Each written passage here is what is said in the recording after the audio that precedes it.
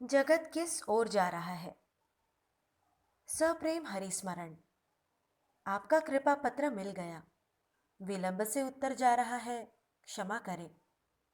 मनुष्य जो यह चाहता है, पहले प्रतिपक्षी मेरे साथ अच्छा बर्ताव करेगा, तब मैं उसके साथ अच्छा बर्ताव करूंगा।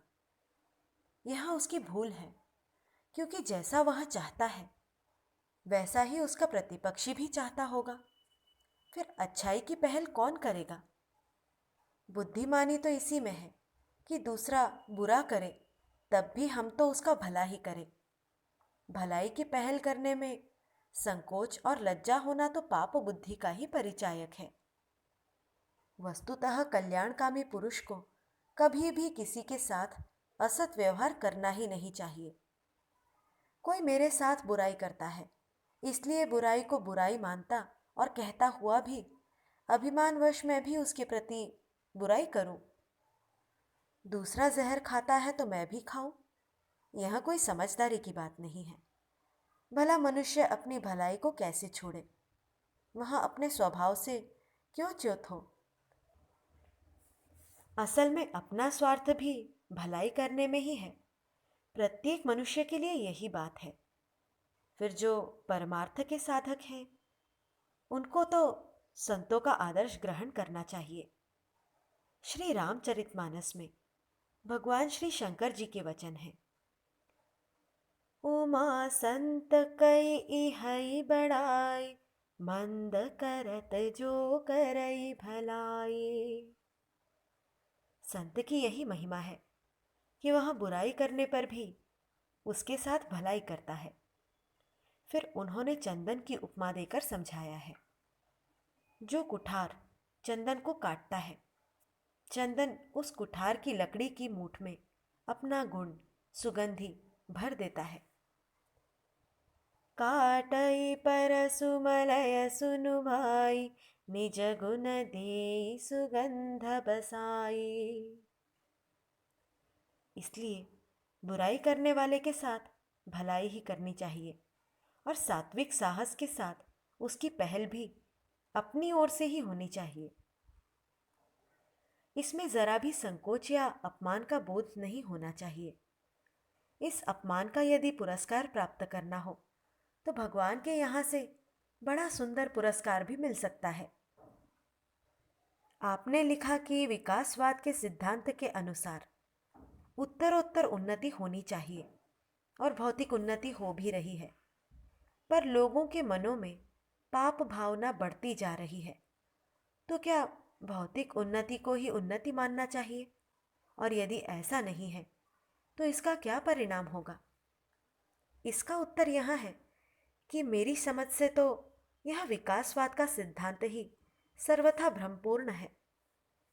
कुछ ही सहस्र वर्ष पूर्व जंगलों में रहने वाली असभ्य जाति के लोग वर्तमान भौतिक उन्नति को देखकर ऐसा कहें तो वे कह सकते हैं, परंतु भारतवर्ष की अत्यंत प्राचीन संस्कृति की सत्ता और महत्ता को जानने वाले लोग ऐसा कभी नहीं मान सकते।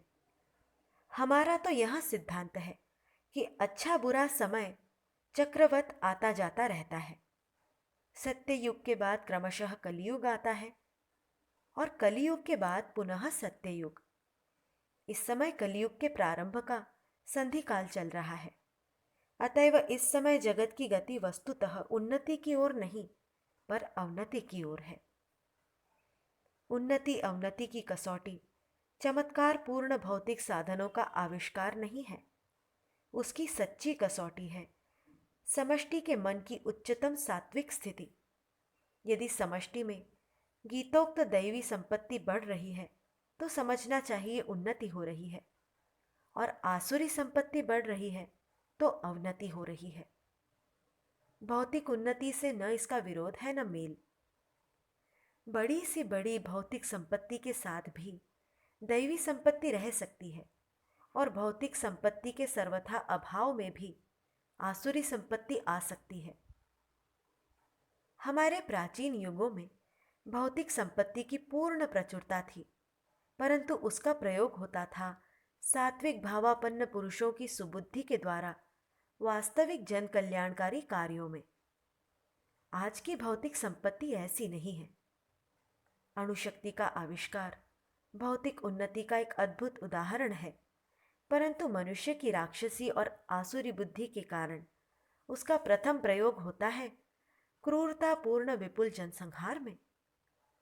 आज भी बड़े बड़े वैज्ञानिकों के मस्तिष्क आसुरी बुद्धि की प्रेरणा से इसी नरसंहार के अनुसंधान में लगे हैं और इसमें बड़े गर्व का अनुभव कर रहे हैं।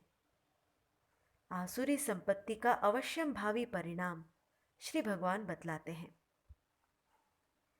अनेक चित्त विभ्रांता मोह जाल समावृताः प्रसक्ताः काम भोगेषु पतन्ति नरकेषु च तानहं द्विषतः क्रूरान् संसारेषु नराधमान् क्षिपाम्यजस्रमशुभान् आसुरीष्वेव योनिषु आसुरीं योनिमापन्ना मूढा जन्मनि जन्मनि माम प्राप्यैव कौन्तेय ततो यान्त्यधमां गतिम्। गीता 16वां अध्याय 16, 19, 20।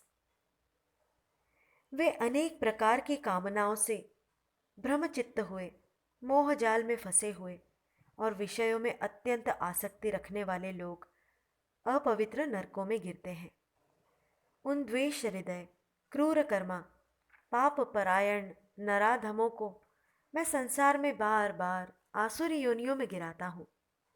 अर्जुन, वे मूढ़ मनुष्य मानव जीवन के चरम और परम फल स्वरूप मुझ भगवान को न पाकर कई जन्मों तक लगातार आसुरी योनि को प्राप्त होते हैं और फिर उससे भी अधिक बहुत नीची अधम गति को जाते हैं, नरकाग्नि में पचते हैं। इससे यह सहज ही सिद्ध है कि जिस अनुपात से आसुरी संपत्ति बढ़ रही है उसी अनुपात से दुख भी बढ़ेगा। किसी विषय के विचार पहले मन में आते हैं, फिर वाणी में और तदनंतर वैसा कार्य होता है एवं तब उसी के अनुसार फल होता है। आज जगत के अधिकांश लोगों के मन में दंभ, दर्प, द्वेष, काम, क्रोध, लोभ, हिंसा, प्रतिहिंसा, मान, अभिमान, ईर्ष्या और असूया आदि के कुत्सित विचार बड़ी तेजी से बढ़ रहे हैं और तदनुसार चोरी, असत्य, लूट, हिंसा, व्यभिचार आदि असत कार्यों की मात्रा भी बढ़ रही है। इसी अनुपात से बीजफल न्याय के अनुसार इनका भयानक परिणाम भी अवश्य होगा। यहाँ भी दुख बढ़ेंगे और परलोक में भी दुखों की ज्वाला अधिक धधकेगी। भीषण दुखों की आग में जलने के बाद संभव है कलियुग की महादशा में भी कुछ समय के लिए सत्ययुग त्रेता का प्रत्यंतर आवे, पर उसके पहले एक बार तो भीषण पतन और दुखों का आना अनिवार्य सा प्रतीत होता है।